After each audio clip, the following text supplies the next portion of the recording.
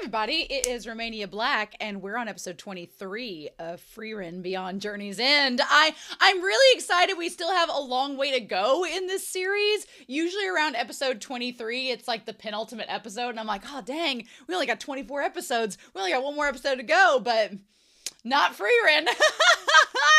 I'm really glad now, looking back, when people were like, oh, you should watch episodes 1 through 4 together. I'm like, oh no, I'm glad I didn't do that. Otherwise, we'd be near the end. So having 28 episodes is such a nice, fresh surprise. If Frieren wants to just keep doing that every season that they have it, I'm fine with that choice. So it'll be interesting to see where the season ends, especially given that it's 28 episodes, but we will cross that bridge when we get to it. So for now, we're on episode 23, and I have some comments that I want to talk about before we get started on this, and just dive right in. So Pretentious Name 01 talked about Frieren being their asexual queen, and this was in regards to episode 20, I believe, back when we were talking about relationships with Frieren. And look, I believe that Frieren is asexual.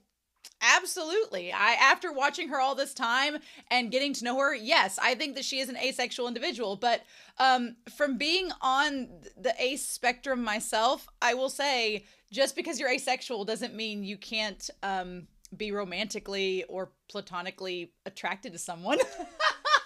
I think asexuality is really hard because it's such a spectrum. There's demisexuality, there's asexuality, but it's also a very big spectrum. It just basically means that you're not sexually attracted to someone, but that doesn't mean you're not aesthetically or, romantically or even platonically attracted to someone. You just like their personality and you would like to be with them. And the term platonic soulmates means that you don't really want to have sex with them, but you're comfortable being with them for the rest of your life. And that's kind of, I think Frieren and Himmel's whole thing. She loved Himmel, but that doesn't mean that she wanted to have sex with him. So I think it's perfectly fine to ship Frieren with people, because that doesn't mean they have to have sex. It means that they could be partners in another way. And I know that's really hard if you're heterosexual and you're like, what? You be with somebody but never have sex with them? What? Yeah, and that's kind of a big conflict with people that are asexual or on that spectrum, is like, yeah, you want to be with them and be in a relationship, but you don't necessarily want to have sex. And for some people, that's like the core of their relationship, which whether it should be or not is a whole nother discussion. But I think that she may be asexual, but we can still want her to be with someone to have a relationship. Being asexual does not mean that you're isolated for the rest of your life and you're never going to be in a relationship with someone and you're going to be alone. That's not what that means. So I think that that's just like a little educational moment if you're not clear. And maybe they understood that, and it's just like, but the way that comment was, I'm like, just because you're asexual doesn't mean that you're going to be alone the rest of your life. Or I hope not. Otherwise, I guess I'm going to have to prepare to be an old spinster lady that just never has anybody in her life. I'm not meaning to poke fun. It was just that comment threw me off, being like, asexuality is not an isolation sentence. Anyway, Darwin Award winner talks about the difference between caging a still and catching it, which I think is a really cool thing to point out, in that they were saying that the moment that Jeannot, I love saying Jeannot, said that they were going to cage a still, it's like, oh, well, you're putting it in a box where it is takeable from other people. So I really like that. And they talked about how in Economics 101, in that class, which I did not take Econ 101, so I did not know this, anything worth having is worth stealing. Which brings up some interesting thoughts here, as I throw my dog toy. With Sari, anything worth having is worth stealing. So maybe Sari is in her own way trying to protect the magic that's been cultivated. But there's a lot of questions that we're going to talk about, I'm sure, over these next several episodes and even into season 2, about Sari's qualifications of who gets to be a part of the owning of magic, essentially, because Christopher Peterson was pointing out, like, yeah, she seems to kind of, she's letting, what are the qualifications of a first-class mage? Because from what the people talk about as they're entering the first-class exam, it's like they're the worst of the worst. They're monsters that end up with this magic. So is that a good thing? Should it be accessible?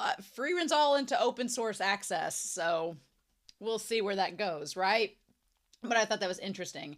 And then the still catching spell reminded them of this concept of duck typing, which is a computer programming concept where you treat an object as part of a category as long as it has certain attributes. And I thought that was really cool. I like the idea of this medieval fantasy fiction incorporating modern programming concepts. I think that's really, really cool and kind of computing. Although I imagine people that come up with computer concepts, and I'm totally stereotyping and generalizing, I realize it, but I just imagine like 80s D&D guys that are programming IT majors creating these concepts, and they're like, oh my god, we could totally use that in a D&D game, and then just being dungeon masters and going from there.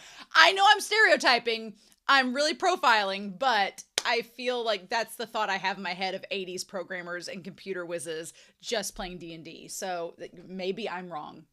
We'll see. Maybe they're playing Magic the Gathering instead. As far as power levels, Fern notes in episode 20 how Air has more mana, so theoretically she should be stronger. But Air, as well as Frieren, both talk about how mana isn't everything, with Frieren noting that she was beat 11 times by those with lesser mana. So I think that that is important to note.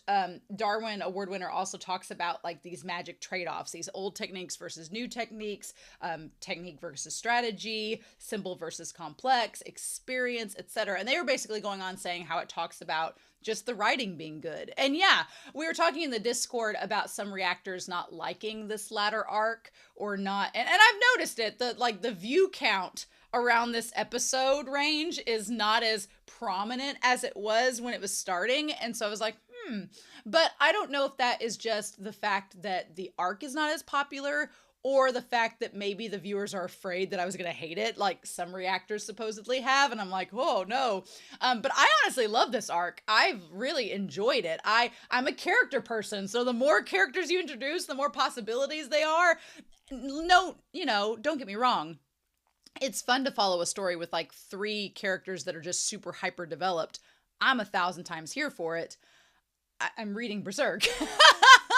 But in the same vein, series like that also introduce new characters as you go. Those characters get developed. They get incorporated into the story. I feel like it's nice that we get a lot of these new characters that are seemingly developed. And some people have commented being like, I think Christopher Peterson was one of the people that noted, they're like, well, for all these people with bloodlust, nobody's really died. And like I said in previous episodes, I kind of like that because it adds weight to those deaths. Like, yeah, everybody talks a good game. You talk a big game. We did back at the college years ago, back when, sadly, mass shootings were an immediate concern, and that's all I'll say on it. And they still are, but there was a time period where every college had to go through like a shooter drill. And I remember that there were a lot of faculty member before the shooter drill talking up, being like, well, if this happened, here's what I would do. And I would be first to act and do all this. And then when you get to the drill, no, it's a lot scarier with a real life scenario, and people talk a big game, but when it comes down to it, it's a lot more serious and involves a lot more thought than people sometimes just put out there. So I absolutely like the fact that Frieren treats its deaths very seriously, and they treat them with weight and gravity. And and that makes Ubel, for example, a little bit more dangerous in my mind, because she has killed and she has taken lives like that. And she has a reason why she's not taking lives. And that's because she's trying to gain their magical ability before she kills them. She's literally like a stalking Venus flytrap, ready to just like get on ya. But she wants to get to know you first. She's literally a velociraptor. Kind of like a demon themselves, which is interesting. It's an interesting comparison, but who knows? But I really like these new characters. I like all of them being present. I think that's really cool. I enjoy it. So exciting times, right? I've talked for nearly 10 minutes. I've talked way too long. So we're not going to do that anymore. We're going to dive right in and just see what we get this episode. But I'm super excited. I hope you all are as well. So we're going to start, I'm assuming, the second challenge of the First-Class Mage Exam. And we're going to do that here in 3, 2, 1. And let's go.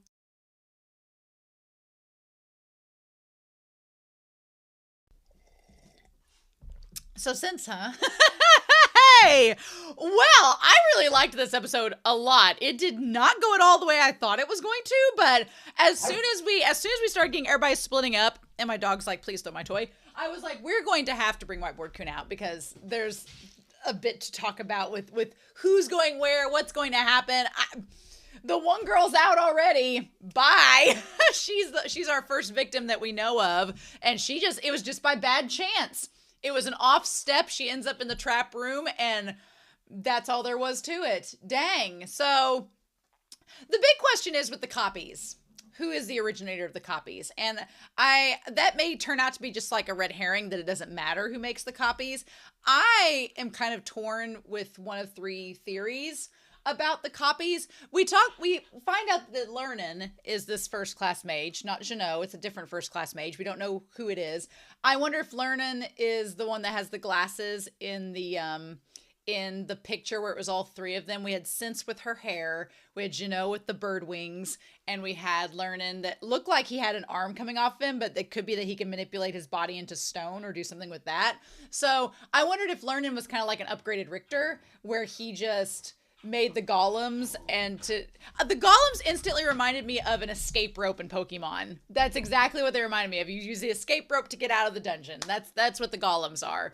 And we'll talk about Sense's whole trial with that. But my theories of who's making the copies are either one, it's Lernan. They also make the copies because they seem to be the same material look as the golems. But I'm like 5% on that theory. I don't think it's very likely. The theory that I'm really kind of banking on is that Sense makes the copies, because Sense, her hair is like in Mean Girls, she's like Gretchen Wieners. Her hair is big and full of secrets. I wonder if her spell was like, I want my hair to be able to do anything. And Sari was like, okay, we'll make your hair do anything. Okay, genie. I don't know, but I wonder if it is Sense doing the thing with the hair, because my theory with that is that when she handed all of them the jars with the golems on it, her hair handed them the jars. And I wonder if her hair, like you leave, your hair is like DNA. Your hair is like DNA. It's like a strand of DNA. It has your genetic material in it. So I wonder if like a piece of the hair got stuck in the jar that they have on them, and it was used for like surveillance purposes, or could like collect like information about them because they have it on their person. It's connecting with their own DNA. It's a stretch. It's a big stretch. I realize that it is, but maybe her hair has surveillance purposes and is able to take what they find and what they observe and incorporate it into the copies. But then Dinkins said that the copies seem to also have parts of their memory. So I'm like, does that connect with them touching the hair? I don't know. I'm like maybe 45% sure that it's Sense that makes the copies, and that it's 5% Lernan, and then my 50% is that it's somebody else in the dungeon with them, and Sense isn't pointing them out. It could be another first-class mage that just made the copies, or cast a spell to make them from the outside, or had the spell already there. Once you reach this bottom level, the spell activates. Whatever. The thing about it is, with Frieren being copied there, the big question there with that is, why Frieren? And my theory is that maybe whoever has created the clones of them, there was one layer of it was, okay, create a clone of everybody, have them fight themselves. If they're in groups, they're likely going to beat those clones because they'll strategize and they know themselves, right? They know how to fight themselves. They know their own weaknesses. That could work. I'm curious with the one guy, how he was going to fight himself. But we did not get through everybody in this episode, so maybe next episode we're going to go through some of them to figure out what they did to combat. And we didn't get the resolution with some of the groups, like Verbal's group, so we might get some resolution with that next episode before moving on. But then the question is, why Frieren? And I think that the second layer of the spell was, okay, if you beat copies of yourselves, cool, that's understandable. Fighting yourself, right? We saw that foreshadowed way back with the one monster, the one that made copies in the shadows in the fog, right? That like they were supposedly perfect copies. We saw that way back at the beginning, because there was the one of Himmel that's just like, shoot me, Frieren, and she was like, like, how dare you? That could even be the other. That could even be like the same spell that those monsters used is one that's used in this one, only it's on an amplified level, kind of like the Zoltrak evolved. This could be an evolved version of that spell. But my thing is, I think the second layer is that they're like, okay, if you can beat yourselves, can you beat the strongest person in the maze? The strongest person in the labyrinth, which I think is Frieren. Frieren's the strongest. She's the one that they have to face. Now, the big question with that also is, what about Frieren and Fern? Who are they facing? Have they faced versions of each other yet? Is the fact that Sense with them meaning that they are not going to face versions of themselves? I don't know. How's that going to work? Because here's the thing. If Sense is with them and they get to the bottom layer, are they going to have to face versions of Frieren, Fern, and Sense? Because Sense is there too? Or are they going to get to a layer where it's a version of Frieren and a version of Fern versus each other, and then they look over and Sense is like, I said I wasn't involved. The spell doesn't work on me. The demon's magic doesn't work on me. I'm just a bystander. So that could be too. I'm going to be very curious next episode to see what we end up getting with that. Like what ends up happening and in the resolution of that. That's going to be very interesting to see. So I'm excited about that. I'm excited to see how that goes down. So we'll just have to see. But let's dive into this episode, shall we? And get to this. Sense is such a cool character. I love her. I love her reasoning. She's like, I'm a pacifist. She's like, I'm going to make this test insanely hard to the point where you're going to, and here's the thing. The giving them the golems or the golems, however you want to say it, is such a move, because here's the scenario. She's saying, all right, we have this labyrinth. The only way you have to pass it, the only way you have to go to move forward is get to the bottom. And you pass. She didn't say you had to fight her when you get to the bottom, because she's like, I don't like fighting. I don't want to fight you. No, just get to the bottom and then you're good. And so that's it. That's all you have to do to pass. I'm going to be curious why, if she followed Frieren and Fern, if she's eventually going to get to a point and be like, okay, I'm going to go on without you guys. Bye. Or if she's legit going to stay with them till they reach the bottom. We'll see. But she does have some stipulations. You only have until tomorrow. So there's a time limit. So that is the case. You can't just dilly-dally around everywhere. Because if you had all the time in the world, then sure, you'd be able to figure it all out and get to the bottom easy. Because if you had enough time, you could do it. So there is a time limit. That's check 1. And then the thing with the golem is it's definitely a form of manipulation. It's very subtle, right? But here's the thing too. It's the easy out.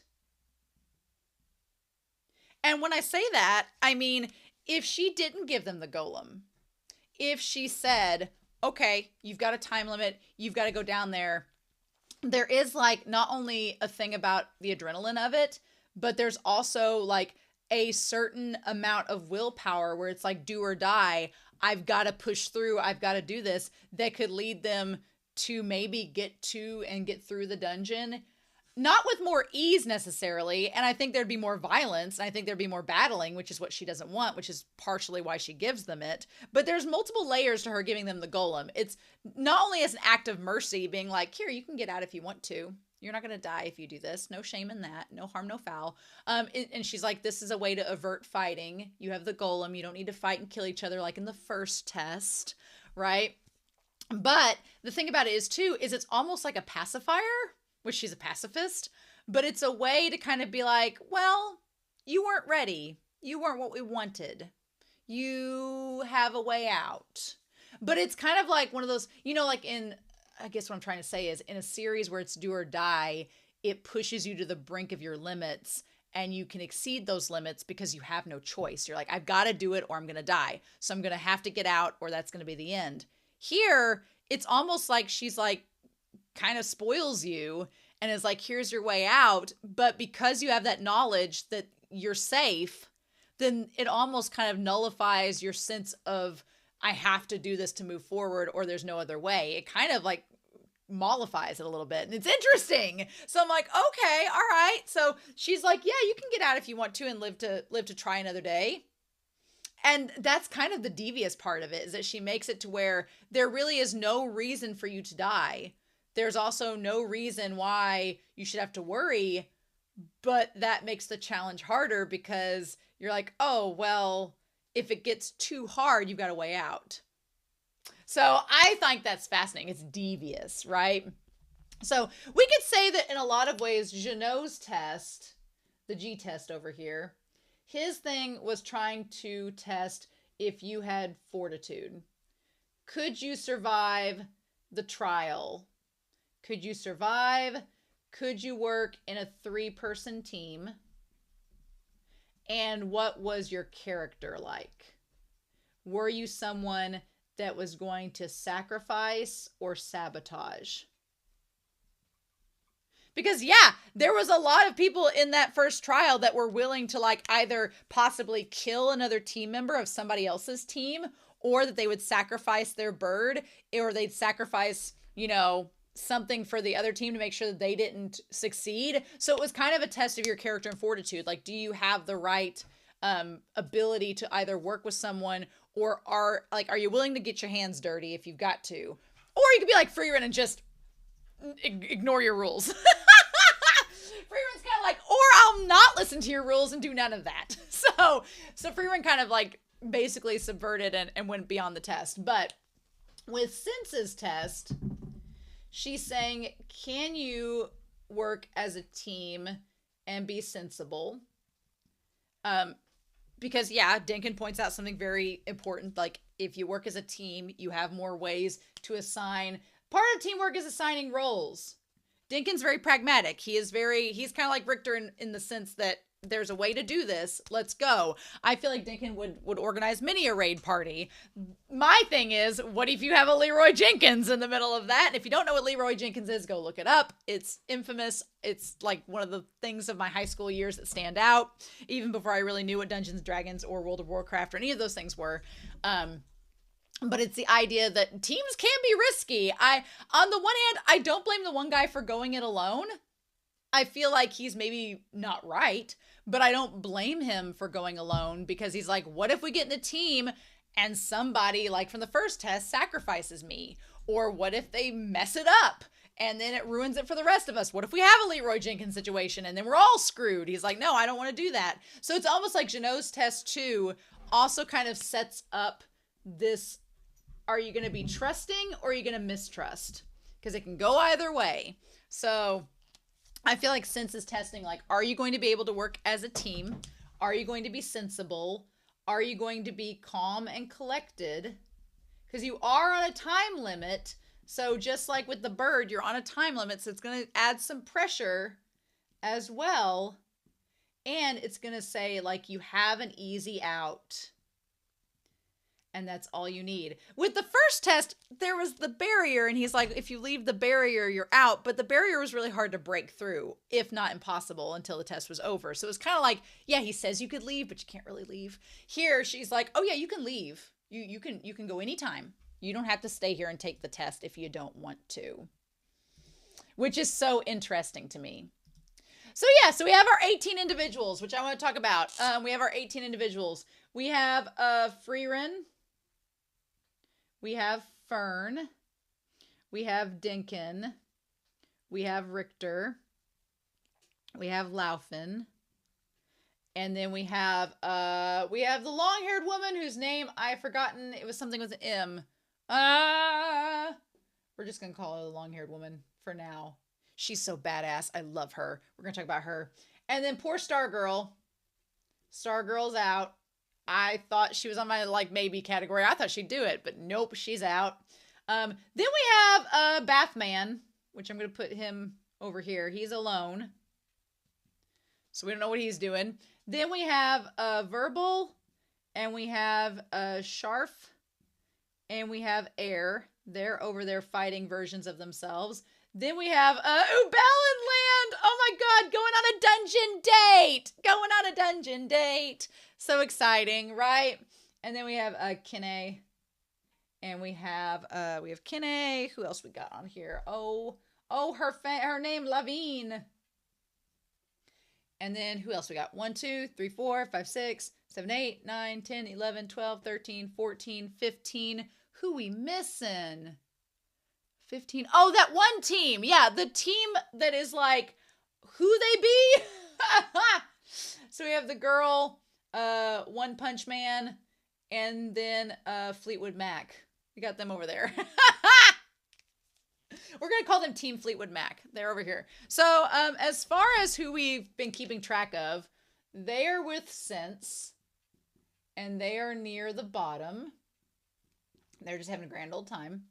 They are now, they've made it past the copies. Made it past the copies, and now they're at the Frieren copy, which is like the mini boss. Or could be the actual boss. Stargirl's out. We're down to 17 as far as we know. We don't know anything about Bathman. Team Fleetwood Mac we've not checked on. Ubel and Land and Kenne and Lavine we've not checked on. And then these guys are fighting the copies right now. They're like a step behind Dinkin's group.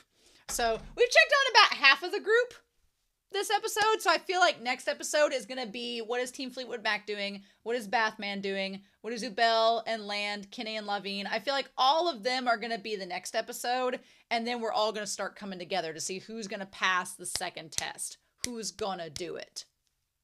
Who's going to get there? I don't know. That's going to be the next quest to see what happens.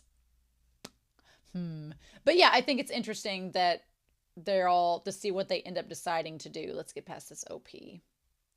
I like the idea of the King's Tomb is during what Dinkin describes as the unified dynasty. I feel like that's so symbolic, being like, oh, look, everybody came together to make this tomb.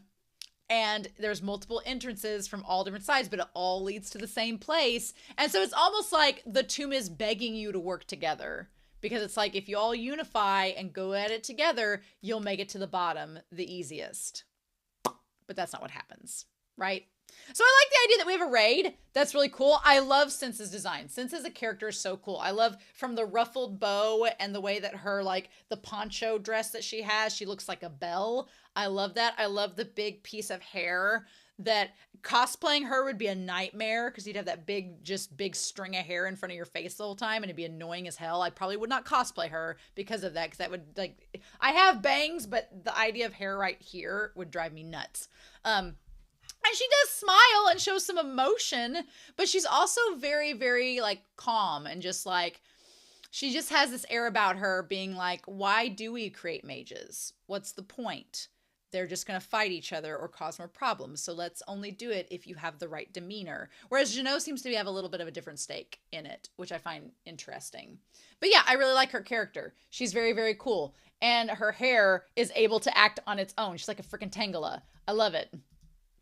And she's like, I don't like fighting. So as long as you reach the bottom, you're good. And so then One Punch Man, he's like, well, many adventurers have failed to return from this unexplored dungeon. Are you going to fail all the test takers? And she's like, well, you're trying to reach the top layer of being a mage. She's like, if you're able to make the impossible possible, that's all there is to it. She's like, that's all we did. We've made the impossible possible and got these spells that we wanted.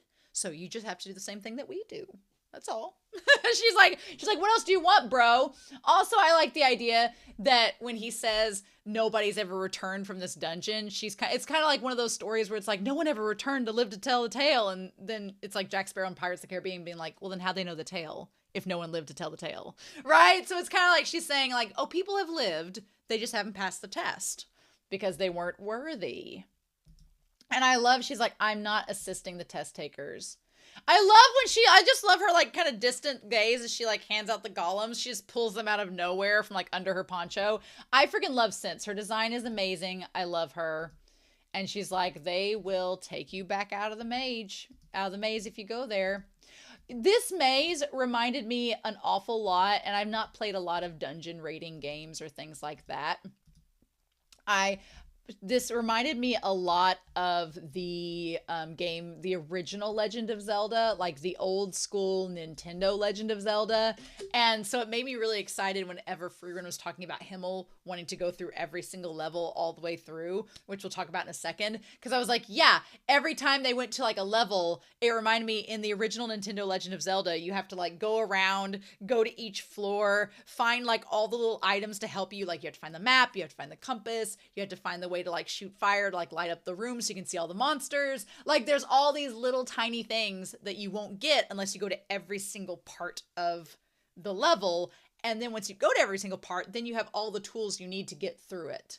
Right? So I love that concept. That's so fun. It just made me want to go, like, I want to go play Legend of Zelda right now. So that's what this episode made me want to do, which is super cool. So she's like, all right, what y'all gonna do? I'm amazed she just stood there and waited to see what each group was going to do, to kind of feel it out. I thought she'd go in the maze first and meet them at the bottom, but no, she chose a group to follow. So Dinkin's trying to get everybody to be a legitimate group and go. And I love that Land would like to be by himself. He would like to be like Bathman and just be by himself. But Ubel is not going to let that happen. She's like, I'm going to follow you until I can steal your magic. So she is determined. She wants that copy spell, right? Whether she has to be yandere or not, she wants that copy spell. And so they're all talking about what to do.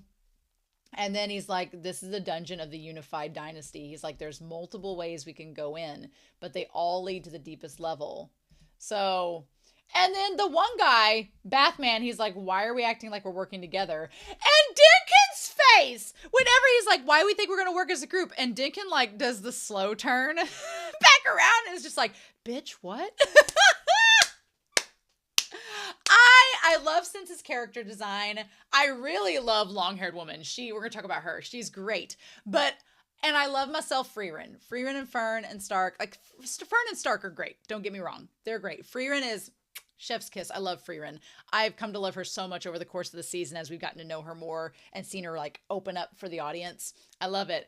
Dinkin is so badass. He's in my top 3. Dinkin's in my top 3. I love him. He is just so badass. And he has his faults, but he embraces them so much. And he's just like, excuse me. I love him. So he just casually turns around. And I think the beard and the mustache help, where you can't fully see what his face is doing at all. You just see his eyes. He's kind of like ice and he just stares at you like, I'm sorry. What did you just say? And he's just like, okay. I love it. He just kind of like cracks his neck, turns around, and he's like, yeah, there's no reason for us to fight this time. And the one guy's like, well, yeah, you may think it's better for us to all to cooperate. He's like, but I'm not agreeing to that. And Dinkin's just like, why are you being this way? And he's like, unlike the first test, our companion's survival isn't a condition. So Bathtub Man sets himself up that he's kind of selfish. He's like, we don't have to protect each other. It's not a condition for us all to get to the bottom as a group. So he's like, he's like, we're not obligated to help each other. So he's establishing with his character right off the bat that he doesn't trust anyone. He's like, I had to work in a group last time. It worked out for us. We were all fine and dandy. I kind of get the vibe from her that she's just along for the ride, but she doesn't seem like she's super hands-holdy, kumbaya-y either. So he's like, we don't have to help each other, so I don't trust any of y'all. I'm going to get there myself. And that's all there is to it. And if we risk becoming someone else's pawns if we work together. And I just love that Dinkin is like, dude, Dinkin's like, fine, whatever, go on. He's like, you seem knowledgeable about dungeons, so I'm going alone. You can figure it out. And everybody just kind of like, and honestly, he kind of set the stage, because then everyone was like, oh yeah, we could get used as pawns. We could, like, he instantly set the mode of distrust from the start. Now, I don't know if he's a mole. I don't know if he went on ahead by himself. So is he a secret first mage in disguise that's just there as part of the test? Is he the one that created the perfect copies? Did he stick around and see everybody and then headed on in? I don't know. Is he going to be a secret, plot twist, or is he just going to be working alone? I feel it's interesting. He's the only one that went alone. The only one that went alone to go into the maze first. Everybody else at least partnered up with somebody. Even after what he said, they all partnered up with somebody to have somebody's back. But he went by himself. And I'm like, so did he know everything about the dungeon beforehand so he could get through there very quickly? Because they make the dungeon seem like there's a lot of things that could go wrong, especially if you don't know what you're doing. I don't know. And I think it is interesting he had the copy of, I don't know, he just strikes me as somebody, now that I'm thinking about it, that kind of has a smarm to him. And I'm also kind of like, did he get out? Either he has some really insane magical ability that will let him get through the dungeon by himself, or he ends up losing he ends up being an example of Dinkin being right and he ends up failing the test and that's the lesson learned, or he's in on this and he went in first, Sense went in towards the end, and they both are working together secretly. We don't know. We don't know yet. Because his name was like something weird, wasn't it? I don't remember his name. So then the one group goes in together. They're like, well, we all go in.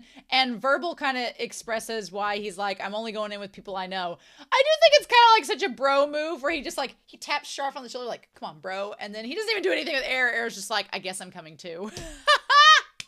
He seemed to take very, Verbal took a lot of pleasure with fighting Air, so I don't know what to make of that. I was like, wait, is this like your form of flirting? Are you getting off on this? What's happening? And then Dinkin's just like, nobody listens to me. Nobody wants to come to my seminar. Listen, nobody read the syllabus. Nobody. I get such teacher vibes from Dinkin. Maybe that's why I like him so much. I can relate. What's interesting is Frieren, who I thought Frieren would maybe work with Dinkin. I thought maybe she would work with him, but she takes off with Fern, and Fern's like, okay. I wondered about that. I was like, why did Frieren, because she and Dinkin seem to think similarly. But here's the thing. Frieren has always been kind of a loner. She's always been kind of an introvert and a loner too. So even if she morally thinks the same way about mages and about this test as Dinkin does, I feel like her approach is, she's like, I think Fern is able to keep up with Frieren, and they know each other from adventuring long enough that they're cool with going together. I feel like Frieren thinks Dinkin and then will slow her down. And that's why she didn't want to include them, right? Or maybe Frieren knew that if they had a giant party that Sense wouldn't come with them. Maybe Frieren wondered if Sense was going to follow one of them. And maybe Frieren is kind of like suspicious of Sense and wanted her to come with them. I assume we might find out as we go. But I think that's interesting. I honestly thought going into this episode that Fern and Frieren were going to get separated, or that they'd have to face one another, which they may have to face one another against the replicas in the next episode. So we'll find that out as we go. But I thought that was interesting. I thought that's what was going to happen. And there we go. But in any case, she's like, there's no chance of everyone working together anyway. So we might as well just do with what we're comfortable with. And then Sense is like, okay, I see. I'm going to accompany your group. I feel like Sense is curious about Frieren because she's like, you seem to have a plan. You seem to know what you're doing. You seem like you've raided many a dungeon like this. I also feel like maybe Sense is coming along with Frieren to see if she figures out if Bathman is the one behind the duplicates, and if she wants to kind of see how they're going to combat that so that she'll know for the future. We'll see. But we're going to talk about her and looking at Frieren and Fern when they get there. She's like, you seem to have, like, you'll have the safest time reaching the bottom, so I'm going to come with you all. I'm not going to interfere or assist you. I'm just like a shadow following you all, which is interesting. And Frieren's like, yeah, this is the safest route. We're going to map out the dungeon and proceed with caution. I feel like Frieren is somebody that Sense would like because Sense is a pacifist. She doesn't like fighting. She doesn't like the most violent route. And Frieren is cautious enough and kind of hands-off, non-combative enough to where she doesn't really want to fight unless she has to. So I feel like Sense would be like, I like you. You're going to pick the nice route. And maybe it was the moment Frieren chose that entrance that Sense was like, did you choose this on a whim or did you have a reason? And the moment that she realized that Frieren had a reason for choosing it, maybe she was like, okay, I'm going to follow you because that makes the most sense. Pun intended. So yeah, I love this architecture. I love the architecture. I love everything about this. I love how it's designed, like the runes, the symbols, and then like Frieren helping with Fern. She's like, you know so much about dungeons. She's like, Himmel loved dungeons. He entered so many of them to hunt down monsters. She's like, my boyfriend was kind of a gamer who liked grinding in games. Which I love Himmel being like, yeah, so Himmel's reasoning with the dungeons was not only to level up, not only to encounter everything that you could, every possibility, but it was also to build the bonds with the party and to savor those moments. Because again, I feel that Himmel kind of knew the writing on the wall that once they defeated the Demon King, Frieren was going to go separate ways and Frieren was going to leave the group. And Himmel's like, I'm going to spend as much time with her as possible. So we're going to do every dungeon crawl. We're going to do every level, every possible. We're going to get 100% on every dungeon we go to. And that way I will have maximized my time with you before we move on to the Demon King.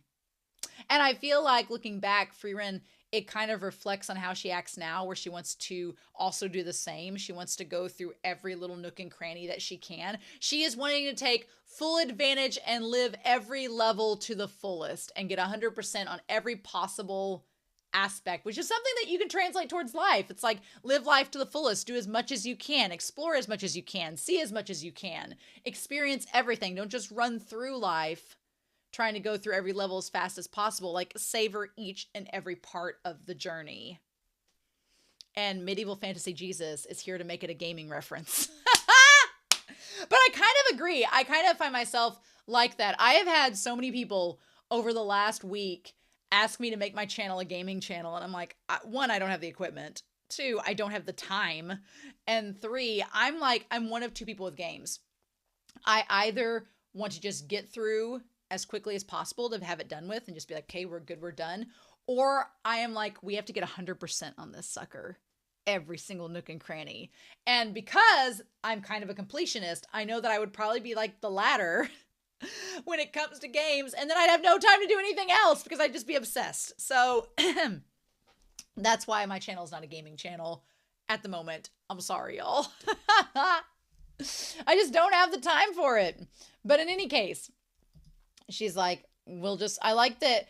And also I think it's really smart to go through every single floor because like in Legend of Zelda, for example, in the OG version, going through every floor and seeing every nook and cranny, you not only get to know your space, you know how to get in and out and avoid danger, but you also are able to possibly find items like with what Frieren does in the dungeon crawl here that will help you later on. And it's enjoyable. And he says it's fun. It's like, what fun is it to just roll on through and go to the next one? He's like, let's savor each moment and enjoy it for what it is and savor our time together. I think that's really cool. And again, Frieren always looks in all these flashbacks, she just looks like she's in awe of him, which he is worthy of being in awe of. Our vain little medieval fantasy Jesus. He's so good. I just love it. And the best part is he's like, we might, even find like a grimoire at the end. There might be a rare grimoire down the path left untraveled. And she's like, let's go now. So if Sari and the others are taking notes, Frieren has one distinct weakness, and it is a mimic. Girl, just get her, which she explains how she gets out of the mimic by herself. She just blasts it open. But if you want to distract Frieren, and if you want to get her off her guard, promise her treasure in a mimic, and you've bought yourself some time, right? And I just love how happy Frieren is now. Every time she reminisces on Himmel, I feel like Sense is over there being like, who are we talking about? But she knows who Himmel the hero is. So I feel like Sense is like, wait, she had a thing for him? Did I miss something? I feel like Sense is like, I want the tea on Frieren. So she liked Himmel? What? So anyway, I like that we also have on this unified front, we have someone that looks like a king or a mage. We have people that could possibly be healers, warriors. I think all that's really intriguing. But Kane and Lovine go by themselves. I think that's a terrible idea. I don't feel like these girls are going to be able to handle it because there's no water in the dungeon. There's no water down there. So what we're going to do, I don't know how that's going to go. But then they all decide to like team up together. The long-haired woman, I love her. She is so badass. She is like take no prisoners. She just shoots straight through the Laufin duplicate, and Laufin's like, I don't like this. I'm like, I don't blame you. If I saw this woman just like tear through me with a spell and I saw like my duplicate there dying, I'd be like, that's not good. She seems very cutthroat. And I like it. I like how cutthroat and quiet she is. Is it weird that I kind of want to ship her and Richter? Like the one scene where they help each other, I was like, I know, I put my shipper goggles on, like the moment something happens, I'm like, oh, you two have looked at each other for 2 seconds. Now I can ship you together. But I felt like it. I was like, I could see that. Like, come on, Richter, get yourself this badass woman. And then I like that Dinkin's like, only the smartest have remained. And Frieren's like, I heard that. At the very least, there aren't any idiots here to hold us back for simple traps like mimics. They would have made fun of Frieren so much. Maybe that's why she didn't want to travel with them. She's like, they're going to make fun of me when I get trapped in the mimic, and they're not going to think as highly of me. I like Richter's phrasing better. It's not that the smartest have stayed behind. It's just that they're among good company. That's a nice way of putting it. They're amongst good company, sure. And then Dinkin does give everybody the benefit of the doubt, being like, if you were any bit foolish, you wouldn't have taken this mission on to start. Okay, so the mimic part. As soon as we see Frieren looking at that damn mimic, it's like, you're going to fall for it, girl. It just so hard. But I almost feel like Frieren is just trolling everyone. Where Fern is like, this is clearly a mimic. And I love Sense is just like, did I make the right decision following these people? But what I love about it is that Frieren's like, look, I know that there is a strong possibility it's a mimic. I know there's a strong possibility. But here's the life lesson from Frieren here. She's like, there is a little danger involved, but I know I can get through it. I know I'm going to be fine. And she's like, look, if I didn't take a little bit of risk every time something like this came up, I would never find all the treasures that I did find, because there is that 1% chance. I think as long as you know that there's a way you can get out safely in the end, you can take a little risk. It's okay. It's all right to take a little risk every now and then, even if you know it's a little bit dangerous. I think there is some lessons there, which I appreciate so much. And she's like, my experience as a mage is telling me that there's a grimoire in here. And then there's not. I love she has the mini freak out, and Sense is like just watching them trying to rescue her. And she's like, did I make the right decision? And then, but at the end, Frieren tells her, she's like, okay, you're doing it wrong. Push me back in, choke the mimic, and then I'll get out. Frieren had to make a show, right? She had to be a little bit of a trickster gremlin and make a show of it. I think that it's interesting that from the get-go, when they get near the gargoyles, Frieren and Fern were like, take out the gargoyles right now. Take it out before anything bad happens. Stop it at that moment. Don't even get to the doors yet. The moment they saw the gargoyles, it's like, nope, take them out. Dinkin and them don't do that. So, smartest in the room? Those gargoyles were freaky. The whole way they were animated was a bit creepy, I'll be honest. They all work together really well. I really like Long-Haired Woman's spell as she protects Richter, where she actually it almost looks like she takes in the magic and shoots it back and ricochets, which is very interesting. I really like that ability. I think that's pretty cool. But yeah, then poor Stargirl gets bounced back by the magic into the trap, and she can't get out. And they try to rescue her, and it just doesn't work. And that's when he's like, you're going to have to use the golem to get out. And that's all. Break your golem and get out of there. And that's what she has to end up doing. Sucks for her, but she's young. She'll be able to get back. Meanwhile, they managed to get Frieren out, which is hilarious, and then destroy the mimic. And I love that she's like, well, I could blow it up from the inside, but then I end up like with fried hair, and I really don't want fried hair. I think the ringlets look cute on her, but whatever. So then they go through each and every room, and she gets all of her trinkets. And I just love how Frieren looks so excited to see all of these items. I think it's so cool.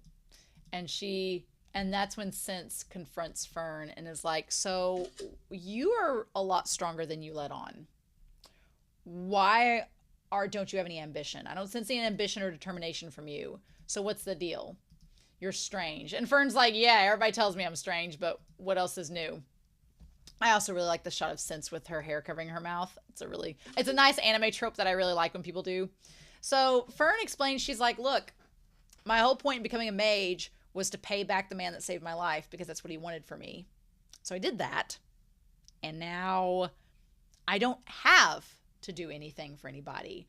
I'm just using magic because it's fun and I like it. And I kind of like that idea. It's something Frieren's been talking about. She's like, magic shouldn't have to have an obligation.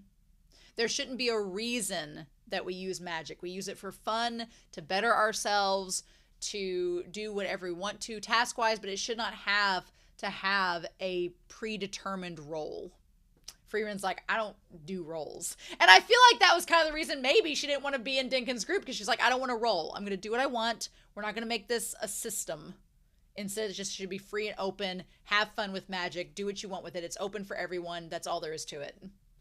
And Fern kind of shares that philosophy. Or at least she shares in the idea that she's like, I want to see Frieren happy. And if me joining with her on this quest to use magic makes her happy and makes me happy too, then it's kind of worth it. And I like since like smiling along with her, being like, okay, you two have the right approach to magic. Which is interesting, seeing Sense say that. I like it, which I would think Jeannot would disagree. That's my thing. I think Jeannot and Sense kind of disagree with one another. So I find that fascinating. But does that mean that Sense let them get through to the next level without facing copies of themselves? I don't know. I love the concept where they're like, I'm sure you can enjoy even this brutal dungeon.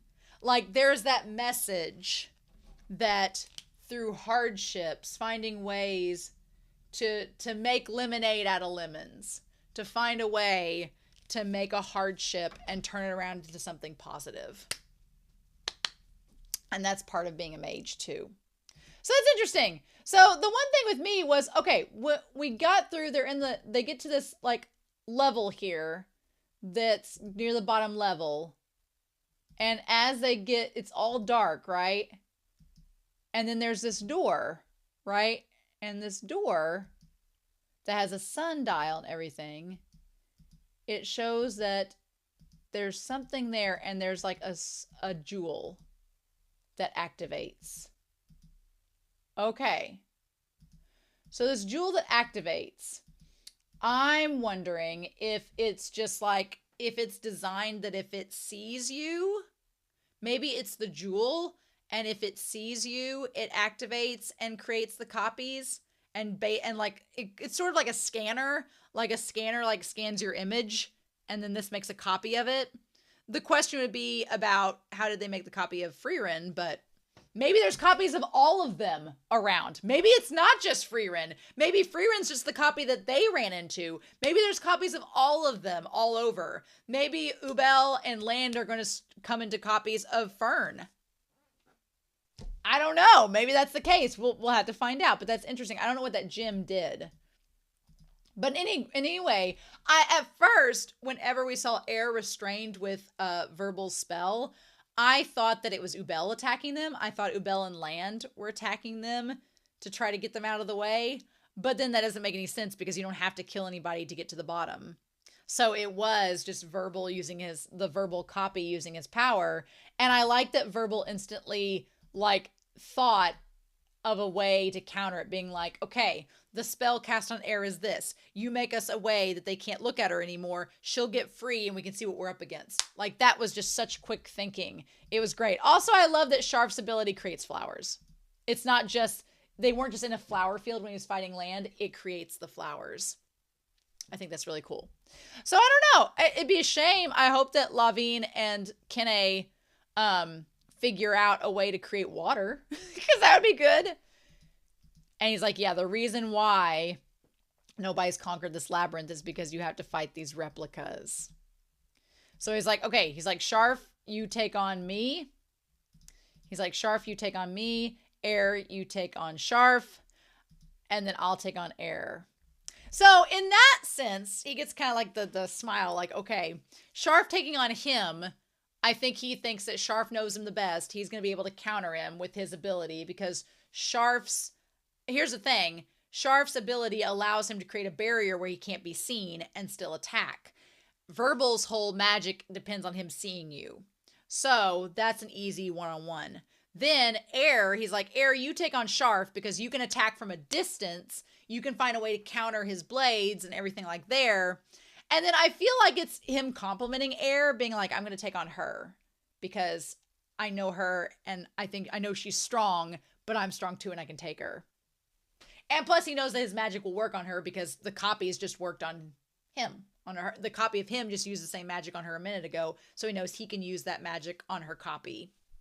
Smart. I like it. Smart matchup. I think it works great. Really nice. Meanwhile, we found a way for Laufin and all them. They take on Laufin's copy, who is pretty tough. She's fast and is a mage, so she can also use magic. But it looks like the only one they were fighting was Laufin's copy. It didn't look like they were fighting anybody else's copy. So they just fought Laufin's copy in that moment, which means that their other copy is the one of Richter, the one of Denkin, and the one of the long-haired woman could be out there fighting other people. Okay, so their copies are everywhere. Everybody's copies are everywhere. They could be fighting anybody. So Frieren and Fern, maybe they could find Sense's copy. I don't know. But everyone's copy has activated, and they're all throughout the labyrinth, I'm sure, to see who's going to fight who. Okay. Well, that's terrifying. That's terrifying. So, yeah. So the only copies that have been destroyed at this point are Laufin's copy that we know of. That we know of. The only copy we've seen destroyed is Laufin's at the moment.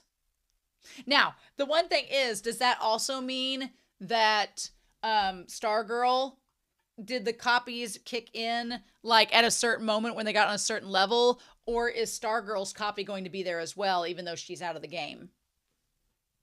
I don't know. So that adds a really cool factor into it, like who's going to be facing whose replicas, who's going to battle who. They're not just battling themselves. It just so happened that Verbal, Sharf, and maybe Dinkin and them have already defeated the other copies, but I don't think so. I think they just beat Laufin's. Who knows? But maybe not. Maybe they did defeat the other copies. I guess we'll find out next week. So I'm super excited to hear your thoughts down below. I really like this episode a lot, but I'm excited to see where it goes to next week. So I hope you all have a wonderful week. Please stay safe, take care, and yeah, I'll be back next week with another episode of Frieren Beyond Journey's End.